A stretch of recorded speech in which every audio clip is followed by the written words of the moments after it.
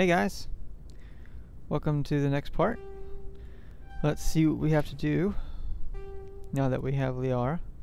Actually, we should probably go talk to him. So, we have to go to Pharos, and we gotta go to Novaria. And we gotta do all of these ridiculous things. Alright. Let's go talk to Liara. Actually, let's go talk to people. Why not? Crap, wrong way. Open the door, please. Thank you.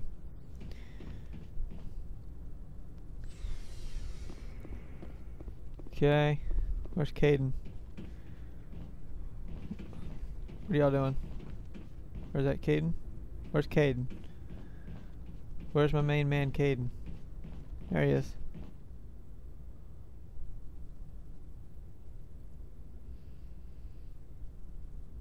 Anything you need, Commander? Just trying to get a sense of where the crew's at. Thoughts? Is this an official evaluation, Commander? Or off the record?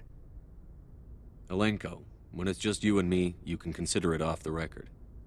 That's a generous attitude. Okay. I think there's something wrong with all this.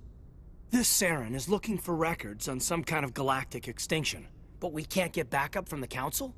Sorry, Commander. There's writing on the wall here, but someone isn't reading it. The Council doesn't want to believe anything's wrong. I'd call it human nature, but... I hear you. It just seems like a group that's been around as long as the Council should see this coming. Sorry if I got too informal. Protocol wasn't a big focus back in Bot. Tell me about it. Biotic acclimation and temperance didn't last past the airlock. To the kids they hauled in, it was brain camp. Sorry, hauled in is unkind. We were encouraged to commit to an evaluation of our abilities so an understanding of biotics could be compiled. There are worse results of accidental exposure to Element Zero in the womb. Beats the brain tumors some kids grew up with. Is there some question about how you were exposed? My mother was downwind of a transport crash. It was before there were human biotics, a little after the discovery of the Martian ruins. It only gets iffy around 63 when Kinetics was running out of first-gen subjects. Until then, they'd relied on accidentals. A bunch of guys in suits show up at your door after school, and next thing you know, you're out on Jump Zero. Jump Zero is Gagarin Station, right? What's it like? Yeah, that's the official name. Biggest and farthest facility we had for decades. Right on the termination shock, the outer edge of the solar system. It's where they did all the Goose Chase FTL research before we caught on to using mass effect fields. It was a sterile research platform when I was there. There were other kids in the same boat, right? At least you weren't alone out there. That's true. We did have a little circle that'd get together every night before lights out. We didn't have much to do, though. It was a research platform then, and Kinetics kept Jump Zero off the extranet to prevent leaks. Then you must have had plenty of time to get to know each other. Yeah. We'd sit around and bull every night after dinner, play cards or network games. There was this girl named Rana, who had a little circle grow up around her. She was from Turkey. Her family was very rich. But she was smart and charming as hell. Beautiful, but not stuck up about it. I think you'd have liked her. Sounds like she was special to you. She was. Maybe she felt the same. But things never felt together. Training, you know. You know of any intentional exposures for certain? No one knows. Doesn't mean they didn't happen. As big as the exposures were, it was hard to track down accidentals. It was different then. No one knew the potential, so there wasn't a lot of regulation. Anything Kinetics did was gold. I'm not saying they intentionally detonated drives over our outposts, but in retrospect, they were damn quick on the scene. Jump Zero is a long way from home. What was it like? The grand gateway to humanity looks a lot better in the vids. But that's my own baggage, Commander. No bearing on this. It's a big galaxy, Lieutenant. Who knows what will come in handy? If you say so, sir. Besides, I've got my past squared away. Well, that was nice getting to know Kaidan. He's cool. Even if I beat on him all the time. Oh, wait, that's for the SR2. Never mind. That's the next game. Shepard's locker. Nope. Nope. Nope. Alright, I'm gonna see if I can talk to Chakwas. Yeah. What do we got? Oh, there's Chakwas. Yes, Commander? Is there something you need? How did you end up serving on an Alliance ship? I enlisted right out of med school. Earth always seemed boring to me. Too safe, too secure. I figured the colonies were teeming with exotic adventure. I wanted to travel the stars, tending the wounds of tough soldiers with piercing eyes and sensitive souls. Turns out military life isn't quite as romantic as I'd imagined. But humanity needs the Alliance if we want to keep expanding through the Traverse, and the Alliance always needs good doctors. So I stayed on to do my part. I should go. Goodbye, Commander. I think I already talked to her, but I can't remember. There she is.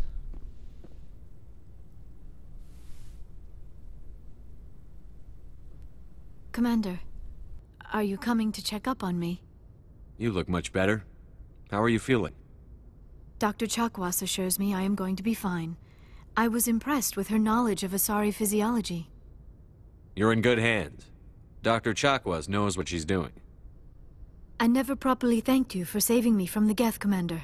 If you hadn't shown up, I'm just glad we got there in time. So am I. I know you took a chance bringing me aboard this ship. I have seen the way your crew looks at me. They do not trust me. But I am not like Benezia. I will do whatever I can to help you stop Saren. I promise. Don't worry, Liara. I trust you. I know you won't let me down. It means a lot to hear you say that, Commander. Thank you. Tell me about yourself, Liara. Me? I am afraid I am not very interesting, Commander. I spend most of my time on remote digs, unearthing mundane items buried in long-forgotten Prothean ruins. Sounds dangerous. And lonely. Sometimes I would run afoul of indigenous life forms or stumble across a small band of mercenaries or privateers, but I was always careful. Until the Geth followed me to Artemis Tau, I never found myself in any situation my biotics could not handle. As for the solitude, well, that is one aspect that most appealed to me. Sometimes I just need to get away from other people. You don't like other people? I suppose it comes from being a matriarch's daughter. People expected me to follow in Benezia's footsteps. They wanted me to become a leader of our people. Matriarchs guide their followers into the future. They seek the truth of what is yet to come. Maybe that's why I became so interested in the secrets of the past. It sounds so foolish when I say it out loud. It sounds like I became an archaeologist simply to spite Benezia. All children rebel against their parents. It's a natural part of growing up. Aha, you share the wisdom of the matriarch, Shepard. That is exactly what Benezia said when I told her of my decision. But there was more to it than that. I felt drawn to the past. The Protheans were these wondrous, mysterious figures. I wanted to know everything about them. That is why I find you so fascinating. You were marked by the beacon on Eden Prime. You were touched by working Prothean technology. Sounds like you want to dissect me in a lab somewhere. What? No, I did not mean to insinuate. I never meant to offend you, Shepard. I only meant that you would be an interesting specimen for an in-depth study. No, that's even worse. Calm down, Liara. I was only joking. Joking? Oh, by the goddess, how could I be so dense? You must think I am a complete and utter fool. Now you know why I prefer to spend my time in the field with data disks and computers. I always seem to say something embarrassing around other people. Please, just pretend this conversation never happened. Do you know why Benezia joined up with Saren? I don't understand it. She was always outspoken about the need for the Asari to become more involved in shaping galactic events. Maybe she thought allying herself with Saren would somehow be for the greater good in the long run. At least I hope so. This hurts you, doesn't it? None of this makes any sense to me. I have not spoken to Benezia in many years, but I know her, and this was not like her. Something changed. I'd like to know more about the Asari. We were the first species to discover the Citadel. We were instrumental in forming the Council, and we always strive to be the voice of peaceful cooperation in galactic disputes. My people believe we are all part of a single galactic community. Each species contributes something to the greater whole. Although we seek to understand other species, it seems few of them seek to understand us. The galaxy is filled with rumors and misinformation about my people. Like what? Most of the inaccuracies are centered around our mating rituals. My species is monogendered. Male and female have no real meaning for us. We still require a partner to reproduce. This second parent, however, may be of any species and any gender. I don't understand. Your species can mate with anyone?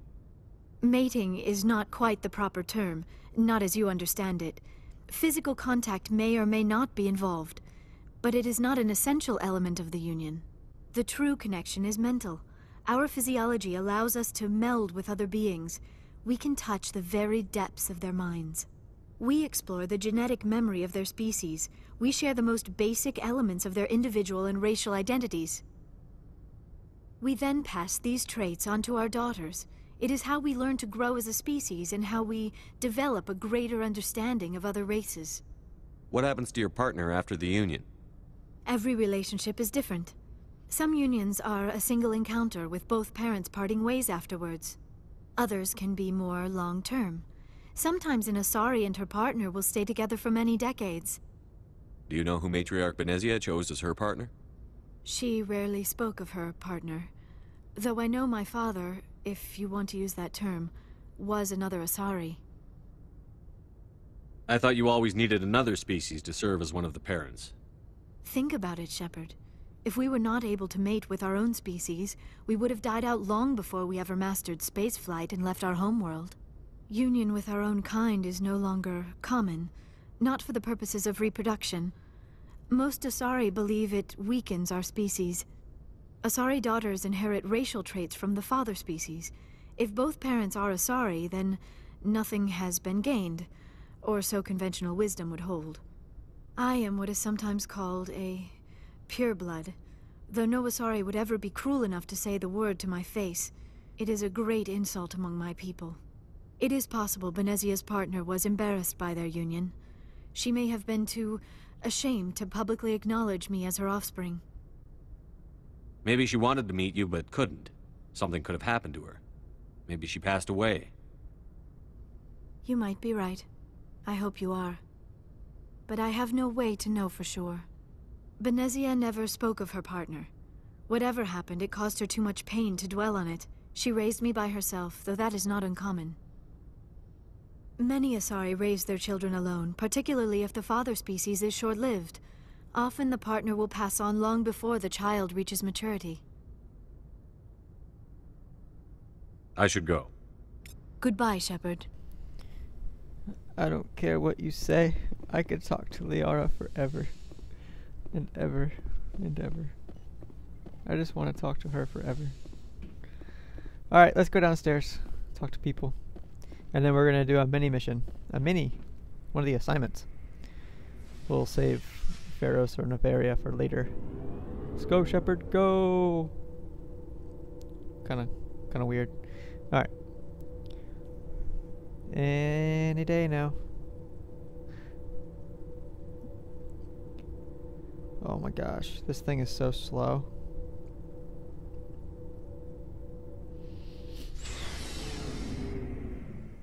Finally! Here we go. What's up, Wrex? Shepard, what can I do for you? What's your story, Wrex? There's no story. Go ask the Quarian if you want stories. You Krogan live for centuries. Don't tell me you haven't had a few interesting adventures. Well, there was this one time the Turians almost wiped out our entire race. That was fun. I heard about that. You know, they almost did the same to us. It's not the same. It seems pretty much the same to me. So your people were infected with a genetic mutation? An infection that makes only a few in 1,000 children survive birth? And I suppose it's destroying your entire species? I suppose it isn't all the same. I don't expect you to understand, but don't compare humanity's fate with the Krogan. Sorry, Wrex. I wasn't trying to get you upset. Your ignorance doesn't upset me, Shepard. As for the Krogan, I gave up on them long ago. The genophage infected us, but it's not what's killing us. Are your people really dying? We're sure not getting any stronger. We're too spread out. None of us are interested in staying in our own system. Lots of species have left their homes and prospered. But they go to colonize new worlds. We're not settlers. We're warriors. We want to fight. So we leave. Hire ourselves out. And most of us never go back. What can you tell me about the genophage? Ask the Solarians if you want details. They made it. All I know, it makes breeding nearly impossible. Thousands die in stillbirth, and most never get that far. Every Krogan is infected, every one. And no one's rushing to find a cure. Why don't the Krogan try to find a cure? When was the last time you saw a Krogan scientist? You ask a Krogan, would he rather find a cure for the genophage or fight for credits? He'll choose fighting every time. It's just who we are, Shepard. I can't change that. Nobody can. So long, Wrex. Shepard. Ha, Shepard. Ashley. Commander, you have a minute to talk? I keep an open door policy. If you have any concerns, lay them on me. All right. I know things are different aboard the Normandy, but I'm concerned about the aliens, Vicarian and Wrex. With all due respect, Commander, should they have full access to the ship? They may not serve the Alliance, Chief, but they're allies. At least as far as Saren goes. This is the most advanced ship in the Alliance Navy. I don't think we should give them free rein to poke around the vital systems. Engines, sensors, weapons. You don't trust the Alliance's allies? I'm not sure I'd call the Council races allies. We, humanity, I mean, have to learn to rely on ourselves. Standing up for ourselves doesn't mean standing alone. I don't think we should turn down allies. I just think we shouldn't bet everything on them staying allies. As noble as the Council members seem now, if their backs are against the wall, they'll abandon us. I don't see that as inevitable. Look, if you're fighting a bear and the only way for you to survive is to sick your dog on it and run, you'll do it. As much as you love your dog, it isn't human. It's not racism, not really. Members of their species will always be more important to them than humans are. These seem like deeply held beliefs, Williams. What made you think this way? My family's defended the Alliance since it was founded. My father, grandfather, great-grandmother, they all picked up a rifle and swore the oath of service. I guess we just tend to think of Earth's interests as our own. It doesn't sound like you've worked with aliens before. No, sir. Mainly I've been groundside, part of the surface garrison forces. I did get a rotation on a space station for training. Every Marine a rifleman, every rifleman ZG certified. That's odd. Your record is spotless and your technical scores are exemplary. You should be serving with the fleet. Anyway, that's why I haven't served with many aliens, Commander. I never knew my family. Grew up an orphan on Earth. Anybody in your family I'd have heard of? Couldn't say, Commander. So why are you out here? Just trying to get away from Earth? No. The future of humanity is out here. There's so much we haven't seen yet. Yeah. I still remember my first field exercise on Titan. When we hit mud, the reality hit me. I'm the first person who ever stood here. Then my drill instructor kicked me in the ass. I went face first into the muck. He spent the next 5 minutes chewing me out for gold bricking. Don't tell me you had Gunny Ellison. He's the only one I know who uses that word to describe shirking duty. Oh, Lord. You went to the Makapog boot camp, too? Yeah. Gunny Ellison's still reaming out recruits down there. Kicking ass and using words like inveigle and pusillanimous. All right. I can see where your concerns are coming from, Williams. But this is a multilateral mission. You're going to have to work with aliens, like it or not. It won't be a problem, Commander. You say jump, I say how high.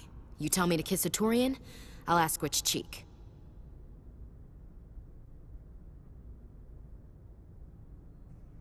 Would you kiss anyone I ordered you to?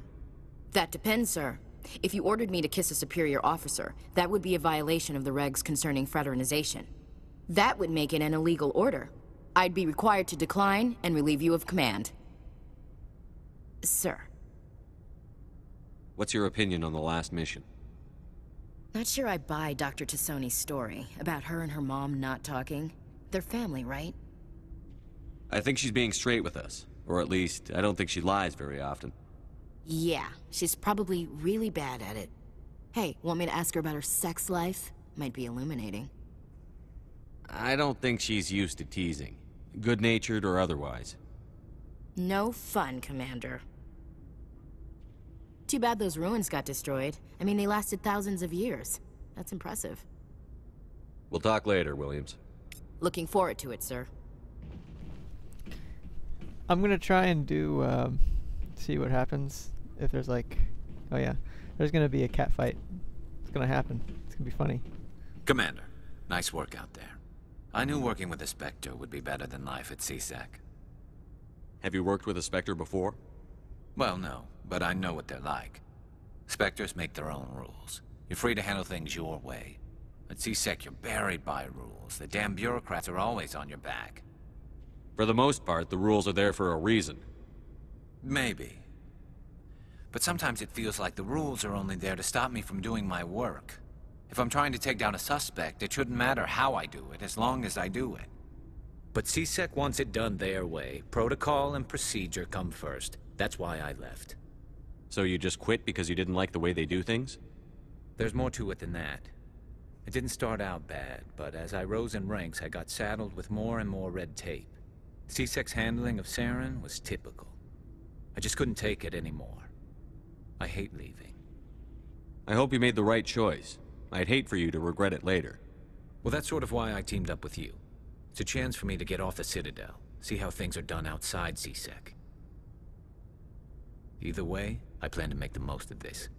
And without CSEC headquarters looking over my shoulder, well, maybe I can get the job done my way for a change. If getting the job done means endangering innocent people, then no.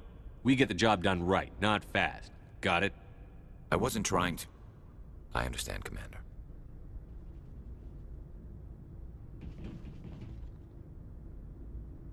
Commander, how are you? Why did you want to be a CSEC officer in the first place? That's a good question. There were several reasons, I guess. Like what? Probably the same as most officers. I wanted to fight injustice, wanted to help people. I guess my father had something to do with it, too. He was CSEC, one of the best. I grew up hearing about his accomplishments or seeing his picture on the vids after a big arrest. He's taking my resignation pretty hard. That's tough, but you'd think he'd be impressed you're going after Saren. My father's a CSEC man to the bone. Do things right or don't do them at all, he says. He thinks I'm being too rash, too impatient. He's worried I'll become just like Saren. He actually talked me out of becoming a Spectre when I was younger, for the same reasons. You were asked to be a Spectre? Well, I was targeted as a possible Spectre candidate. Me and about 1,000 other Turian military recruits. I could have received special training, but my father didn't like it. He despises the Spectres. He hates the idea of someone having unlimited power with no accountability. He wouldn't like you, Commander. No offense. I suppose I can understand his concern. You can. But Saren's not going to play by our rules, C-Sec's rules. If you want to nail Saren, you need to send someone who isn't restricted by policies and procedures. Just because you can break the rules doesn't mean you should. I don't need to stoop to Saren's level to stop him. And neither do you, Garrus. I see what you mean, but I'll think about it. Thanks, Commander. Alright. Well.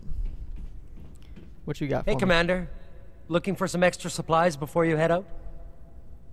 Not right now, thanks. No problem. Keep checking back. Nope. Let's go talk to Tali. A lot of people here.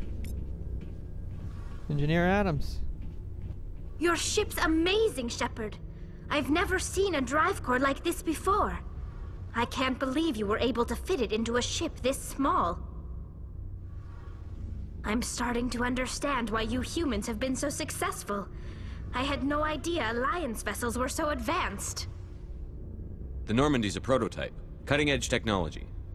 A month ago, I was patching a makeshift fuel line into a converted tug ship in the flotilla. Now, I'm sitting on board one of the most advanced vessels in Citadel space. I have to thank you again for bringing me along. Traveling on a vessel like this is a dream come true for me. I had no idea you found ship technology so interesting. It comes with being a Quarian. The migrant fleet is the key to the survival of my people. Ships are our most valuable resource. But we don't have anything like this. We make do with cast-offs and second-hand equipment. We just try to keep them running for as long as we can. Some of the fleet's larger vessels date all the way back to our original flight from the Geth. I can't believe your fleet's still using ships that are 3 centuries old. They're constantly being repaired, modified, and refitted. They aren't pretty, but they work. Mostly. We've tried to make ourselves as independent as possible on the flotilla, grow our own food, mine, and process our own fuel. But some things we just can't make on our own. A patch to maintain the hull integrity requires raw materials we just don't have. That's why our pilgrimages are so important. Tell me about your people. Our lives aren't easy. Resources are scarce, and we are constantly on the move. Everything we do must in some way contribute to the continuation of the migrant fleet. There are 17 million Quarians in the flotilla, and each of us relies on the others for survival. The bonds among my people are strong. Unfortunately, we have had to surrender many of the freedoms and civil liberties other species take for granted. What kind of freedoms? Well, it's illegal for parents to have more than one child. If our population grows too much, it would strain our resources to their breaking point. Of course, we also can't allow our numbers to become too few. If our population is in decline, the rule against single births is temporarily repealed. In extreme cases of population decline, incentives are even offered to encourage multiple births, though the Conclave hasn't had to take such measures in nearly a century. That's your government. The Conclave is our civilian branch of government. Each ship can elect a representative to serve on the Conclave and make decisions that affect the fleet as a whole. On matters that affect an individual ship, however, the captain has the final say. It's a tradition that dates back to the early days, when the fleet was governed by martial law. Fortunately, most captains nowadays are smart enough to have an elected council from their crew to give them advice and guidance. So the ultimate power rests with elected officials. In practice, the Conclave and the respective council for each ship tend to set the rules that govern our daily lives.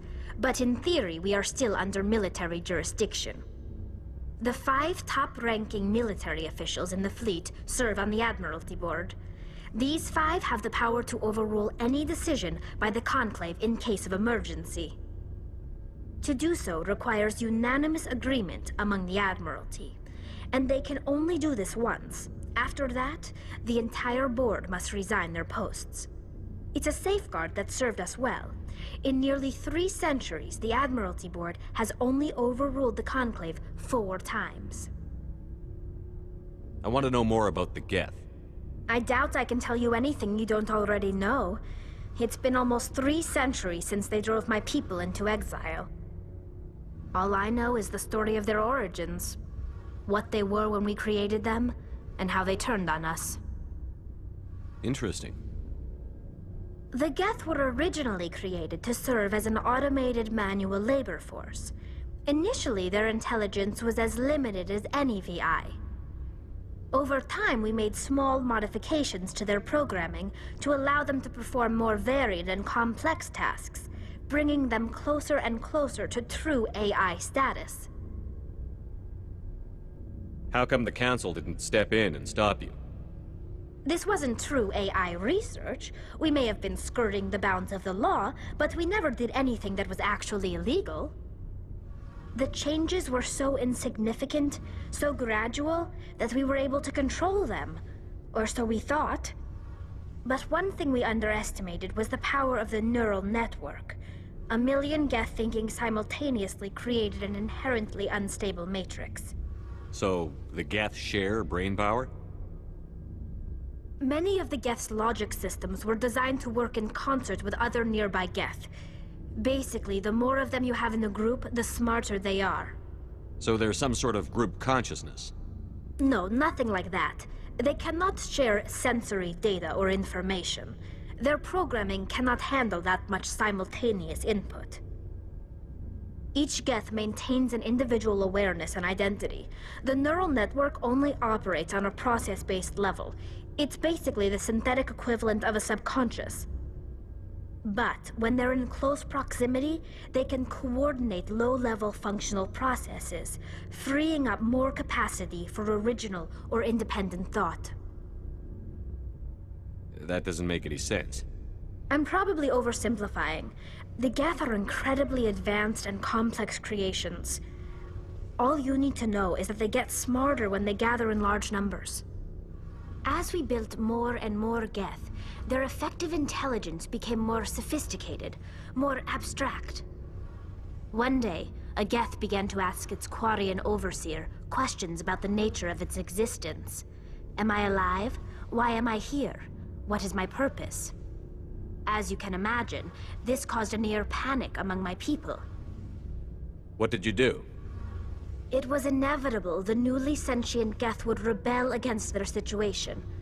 We knew they would rise up against us, so we acted first. A general order went out across all Quarian-controlled systems to permanently deactivate all Geth. The Geth responded to this order violently.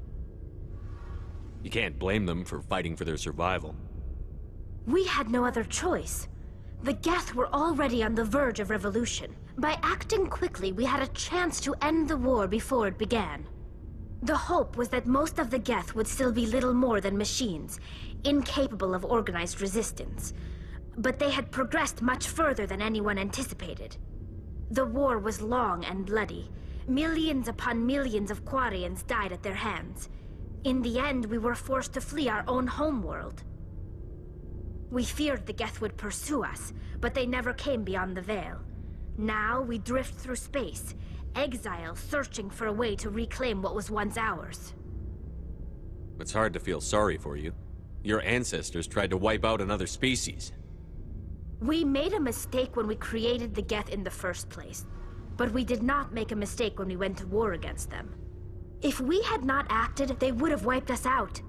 They're a synthetic life form. They have no use for organics. None. Why do you think they cut themselves off from the rest of the galaxy? Why do you think they've killed every organic being who's ever tried to contact them? They didn't kill Saren. What does that tell you? The Geth are not innocent victims in all this.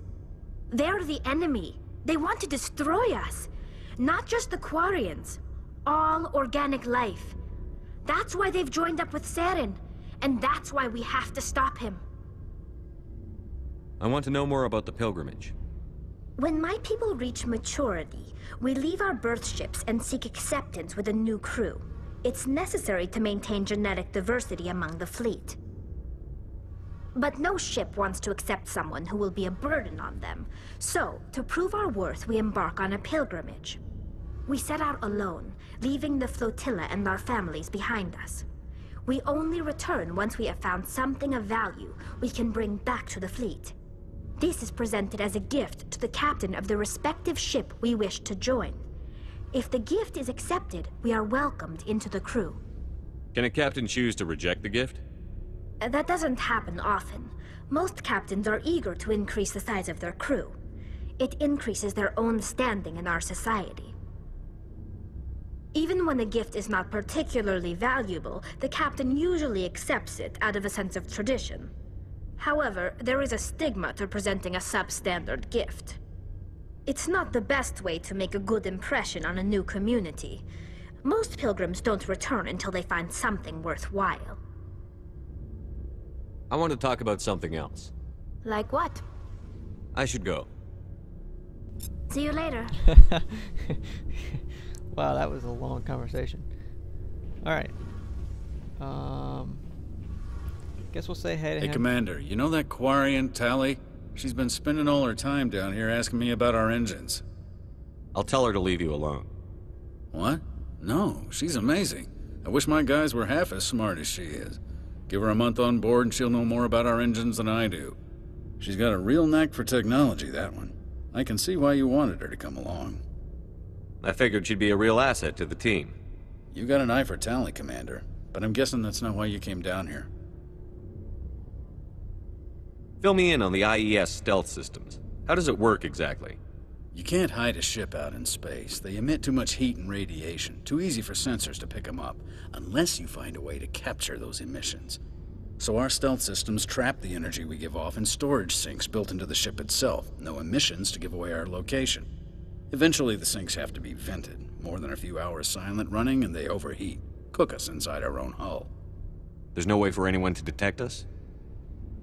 A visual scan can still pick us up. Anyone looking out a window can see us plain as day. But you have to be pretty close to get an actual visual out in space. Most vessels rely on scanners. As long as the stealth systems are engaged, they can't see us. Not unless we accelerate to FTL speeds. Why doesn't it work with faster-than-light travel? Cranking up to FTL blue shifts our emissions, pushes them into frequencies too high to capture in the sinks. As soon as we make the jump, it's like setting off a flare. Sensors can pick up our location whenever we enter or exit FTL flight, but for short-range missions, our stealth systems are amazing, and we've got the only one. Where else have you served, Adams? If you name a class of Alliance ship, I've probably served on it. Everything from dreadnoughts and carriers right down to frigates like the Normandy. My last assignment was on the Tokyo, only a cruiser, but she was a good ship. Couldn't hold a candle to the Normandy, though. I want to know more about the Normandy. She's the best ship I've ever served on, probably the fastest vessel ever designed, and she's the only one using the new Tantalus drive core. What's so special about the Tantalus drive core? Proportionally, it's about twice the size of any other vessel. Not only are we faster, but we can run at FTL speeds longer before we have to discharge the core. Carry on, Adams. Aye, aye, Commander. Okay. Sorry. Had to clear my throat. Okay. Let's go upstairs and see what we could do. Alrighty.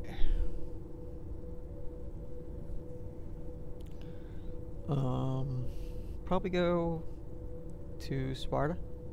See what people we could find. I think there was something to do there. By the way, Liara's on Knossos. She's in the Knossos system on the planet Therum. I had to cut that out of the video, last week's video.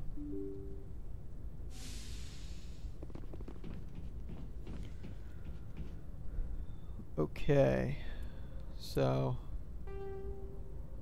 yeah, they're on Sparta, so we'll do that. And then we have to go to Earth's moon.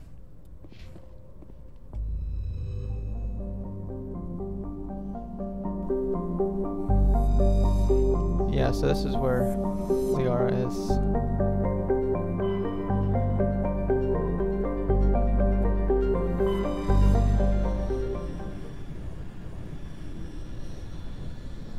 Message coming in. Patching it through. Commander Shepard, my name is Nasana Dantius.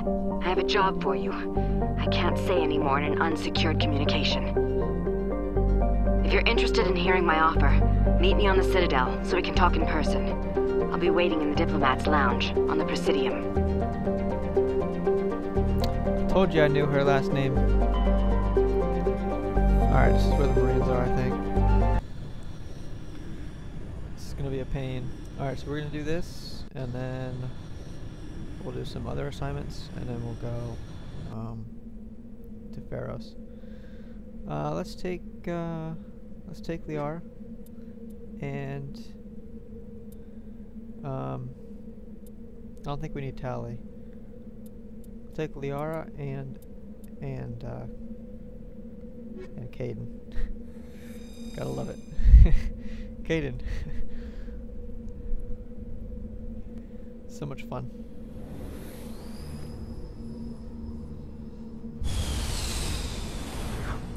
Alright, this is quite the pain if I do say so myself.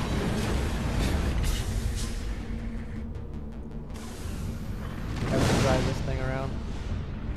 Alright, gotta set Liara up here. Okay. Back. Then I got equipment, Liara. Probably do that. Can't really have anything for it. And probably go with Stiletto. Yeah.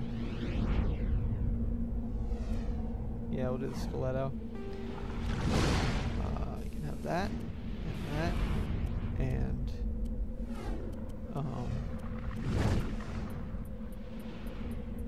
I guess we'll do the, these. Okay. Can you have any? Nope. Alright. So, oh wait, yeah, you can. Nice. And you can have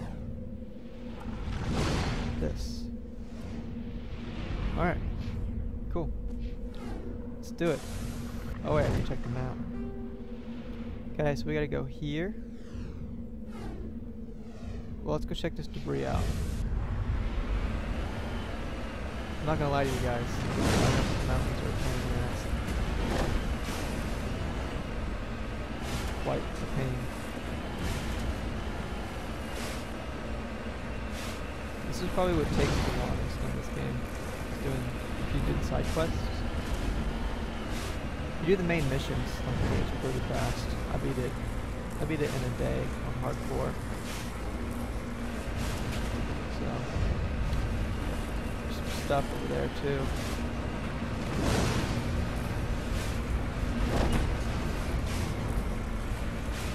Quite a pain. Almost there. Gotta be careful though, because this thing can get stuck.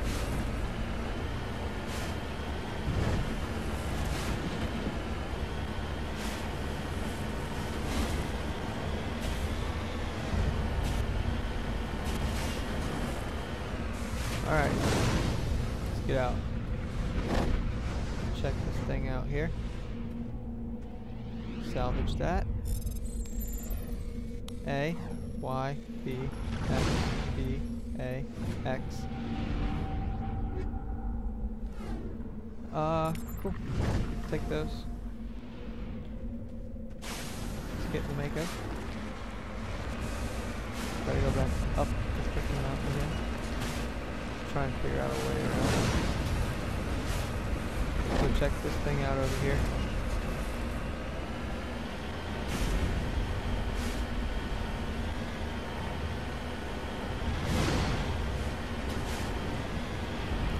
Very long journey.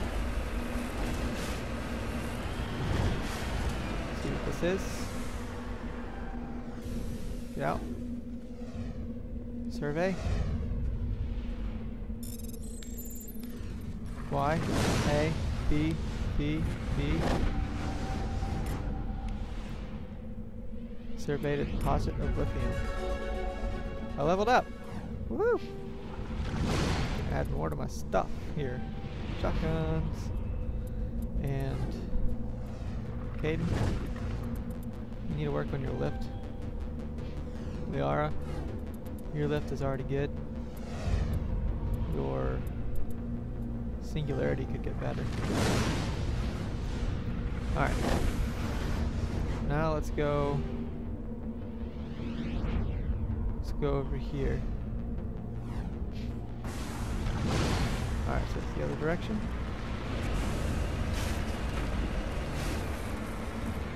Let's go. Here we go.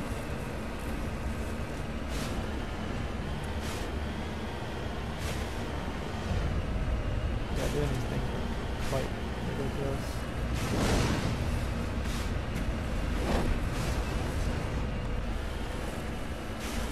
Better not be over that mountain range over there. That's gonna suck. See what I mean when I said the freaking Mako doesn't know how to drive? All I'm doing is pressing forward.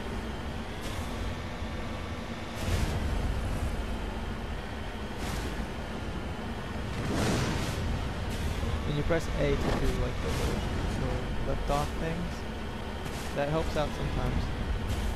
Gotta be careful though.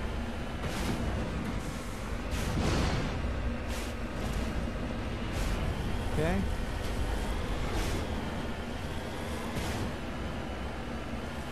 There's probably enemies if I had to guess.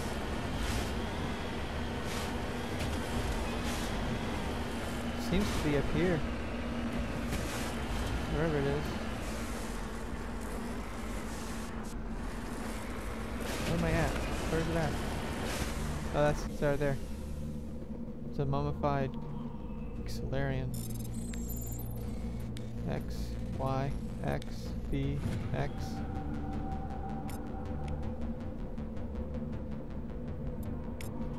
Okay. Alright, let's go.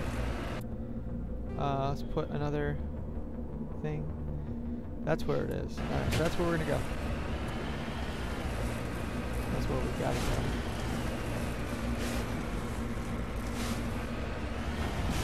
For the most part, the Mako can climb up just about anything. You don't want to go to that red line that you can see, so it'll kill you. Wow. Come on, man. Yeah, because, you can, sometimes it can't go over everything, like really, really steep stuff. Like, some of this stuff seems pretty steep. And it barely gets over, but for the most part, you can get almost over everything, so it's always good.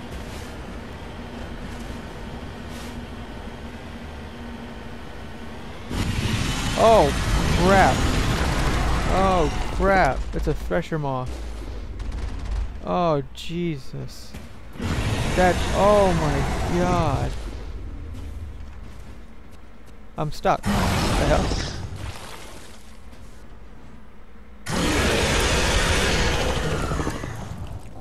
You gotta be kidding me.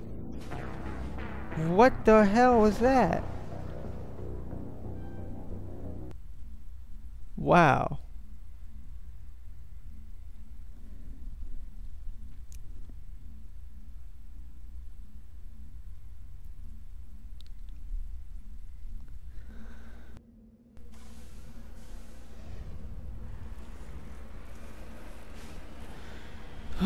Here we go. This game's cheating.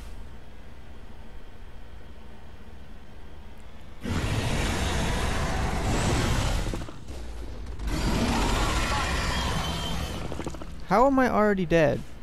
Oh my god. This game sucks.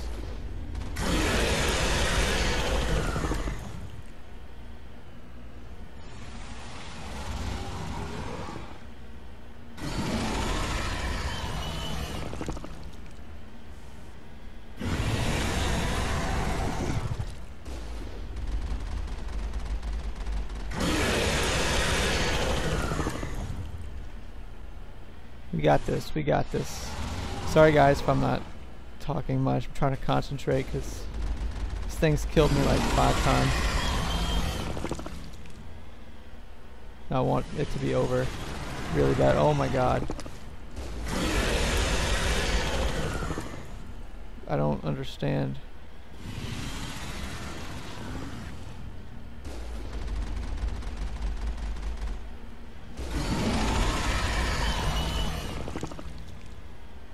That's it. Back in the time. What? Are you kidding me? Oh my god. Holy crap. Holy crap. I gotta go heal. I gotta go heal. I gotta go heal. Holy shit. This is ridiculous.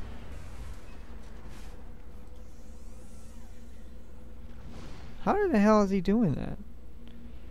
No, like, he just... This is retarded. Alright. Let's try and kill it now. Thresher Mars is so much easier in, like, Mass Effect 3. I don't understand that. Maybe I should get out and fight him, because...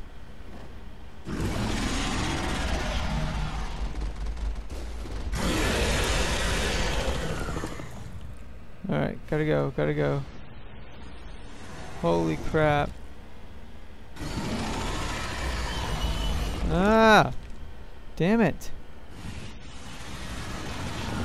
What the fuck? Kill it, kill it, kill it. Just keep driving. Fuck! Missed.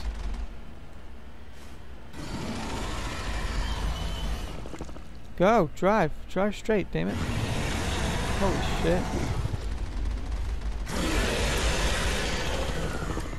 Ah, I missed. Drive straight, drive straight.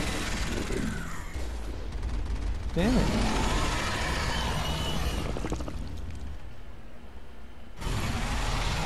Where the hell is he coming out?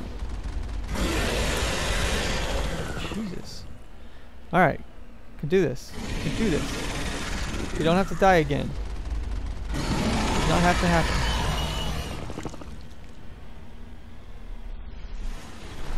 Oh my gosh.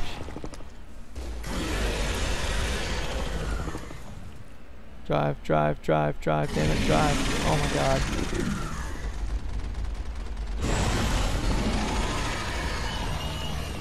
Kill it, go, go, go, go, go. Holy crap. Almost got him. Almost got him. Yes. He's dead. Holy shit. Holy crap. Thank God. These are Alliance soldiers. It appears they were moved by distress beacons. Yeah. It appears that way, doesn't it? We need to tell them what happened here. Is that it? Is that it? Locate signs of battle. Missing Marines. Speak to Kahuku. Alright. Wait, where is he at? Crap. Speak. Where's he? Okay. It's in the Citadel Tower. Oh, I remember that guy. Yeah, he was on the phone. Alright. Return to Normandy. Press X to return to the Normandy.